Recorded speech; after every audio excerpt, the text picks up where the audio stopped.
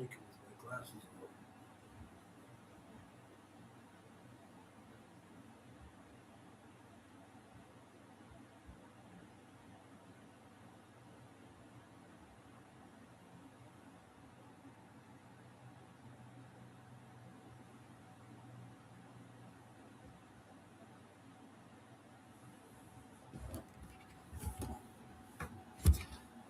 What if you did it from this side instead? This chair is the issue.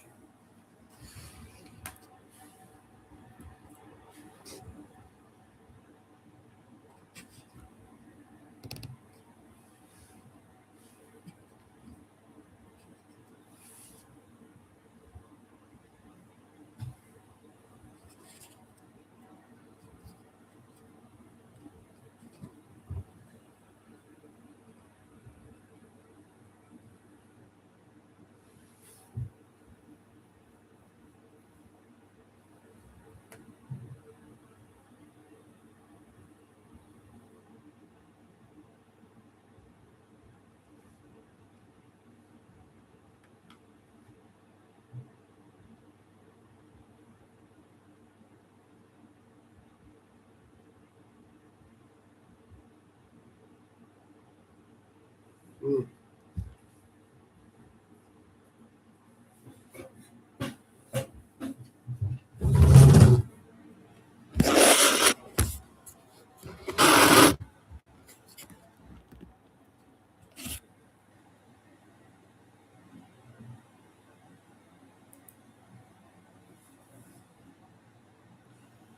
I'm getting a few questions about where Veilfallen actually begins, so I'm going to answer a few of those questions here.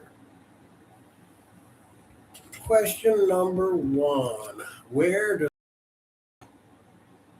Okay, the story begins in 1904 in a small community on the outskirts of a town called Halifax. That's in New Hampshire, USA, right below the Canadian border. And then it says, what was different about the Mark family? This one's a little more in depth of a question here. I'm going to answer it as shortly as I can and maybe go into some more detail at a later time. The Mark family was actually the best way, they're very psychic. The whole family was psychic. The closer you were to the bloodline, the more psychic you generally were. And then some fringe family members, like cousins, had some psychic abilities. Ian and his daughter Elizabeth were right in the core of the family line, and they were very powerfully psychic. Not Ian, though. Ian's the father of Elizabeth, and some people say he might have some latent skills, but he's never manifested any psychic abilities at all his whole life. He's never had anything. Elizabeth, on the other hand, was noticeably stronger than anybody, and because of that, they felt she might have been somewhat of a danger to have her in town, and so they kept her secluded on the farm and tried to train her there with other family members that visited that had the abilities and were trying to train her out of the public eye, more or less. Okay, next question. What was the first gate? Well, the first gate, of course, wasn't a gate, it was a window. It wasn't until Elizabeth activated it and made it a gate. So the first gate was, of course, in the spring of 1904 in the woods on the Mark farm. We can go into more detail as to why it happened on the Mark farm. There is a reason for that, but I don't want to go into the detail of that right now. So the first gate was really a window that people were using to look into our world. And when Elizabeth found it, she was uncertain what it was. She knew the woods around town like the back of her hand. She could feel the woods. She understood it. Her psychic ability, which was very powerful, was sensory based. And so she really understood the woods well. But she didn't understand this thing. It didn't give out any vibes. it confused her and it made her curious. She had no reason to fear. She's never had any problems out there. Her own skills, her sensory abilities would keep her completely safe. If anything dangerous came around, she would know it. And so this was just a conundrum in her mind. And when she finally got maybe the courage or maybe the curiosity was too overwhelming, she touched it. When she touched it, she was pulled inside into the world beyond. And that created the gate, where before it was only a window, but her touching it caused it to become a doorway. And now there was a breach between those two realities. And that is the first gate. Next question. What happened when it appeared? Well, I guess I just explained what happened when it appeared. And I don't want to go into any more detail than that right here. So that's pretty much what happened.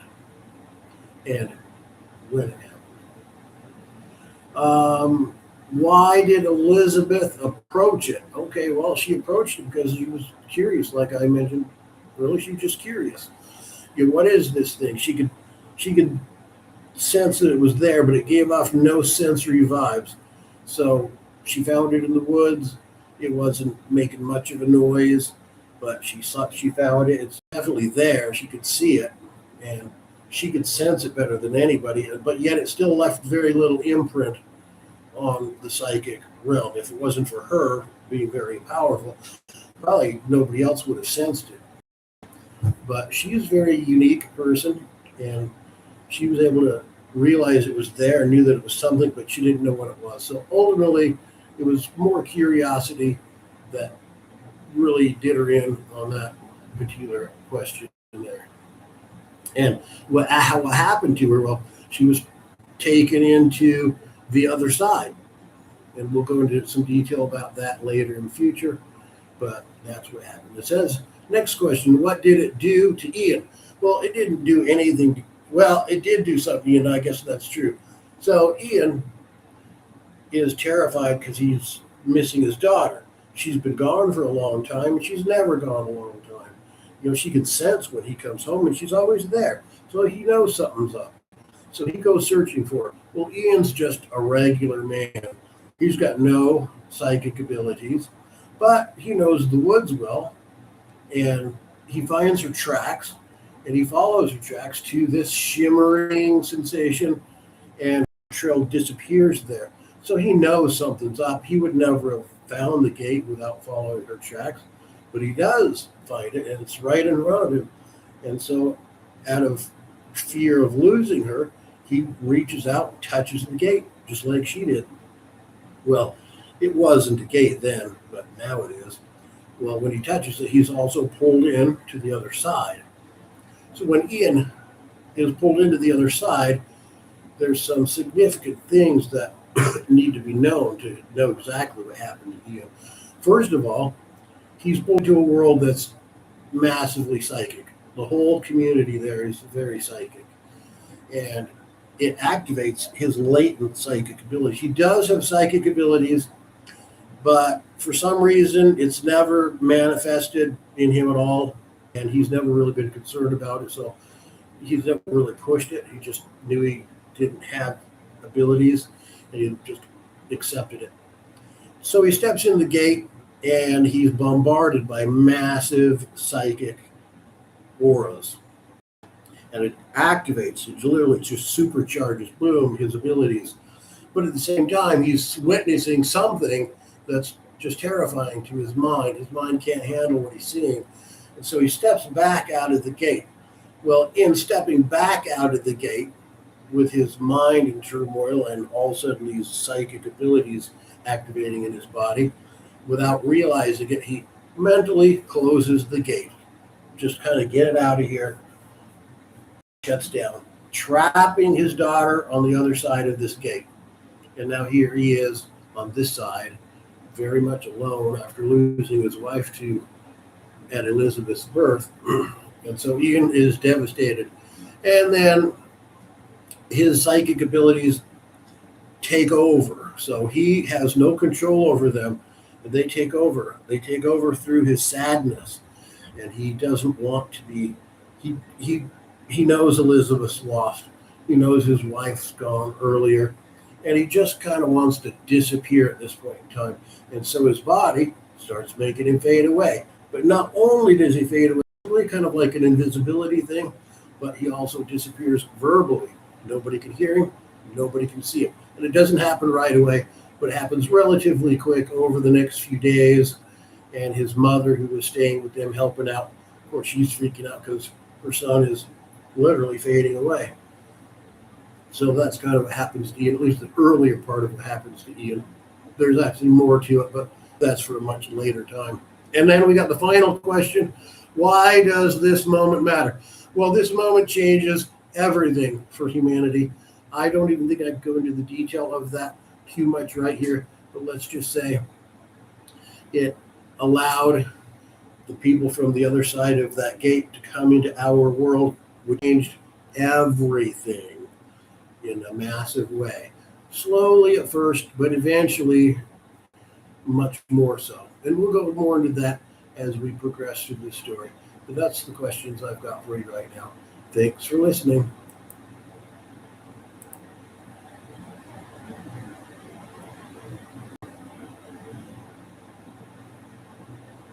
Was it even playing?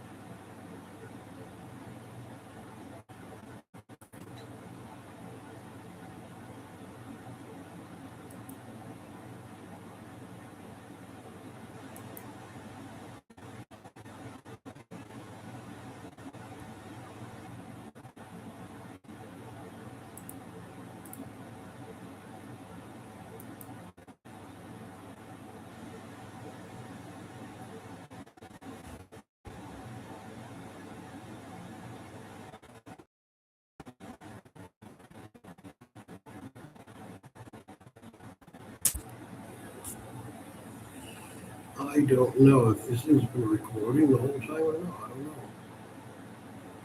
Or if it's not been recording at all.